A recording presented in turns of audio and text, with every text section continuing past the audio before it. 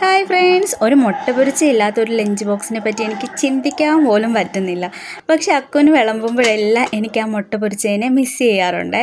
എന്താണെന്ന് വെച്ചാൽ അവൻ്റെ സ്കൂളിൽ നോൺ വെജ് കൊണ്ടുപോകാൻ പറ്റാത്ത കാരണം മുട്ട പൊരിച്ചത് നമ്മൾ ഒഴിവാക്കും.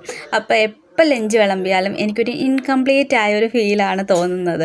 അപ്പോൾ ഇന്ന് കുഞ്ഞിന് വേണ്ടിയിട്ട് സ്കൂളിൽ കൊടുത്തു വിടുന്നത് നമ്മുടെ സോയ ചങ്ക്സും പിന്നെ സ്വീറ്റ് പൊട്ടറ്റോ ഒന്ന് ഫ്രൈ ആക്കി മസാലയൊക്കെ ഇട്ടിട്ട് ഒന്ന് ഫ്രൈ ആക്കിയതാണ്. സാധാരണ പൊട്ടറ്റോ ഫ്രൈ ചെയ്യുന്നത് പോലെ തന്നെ സ്വീറ്റ് പൊട്ടറ്റോ ആണെന്നേ ഉള്ളൂ.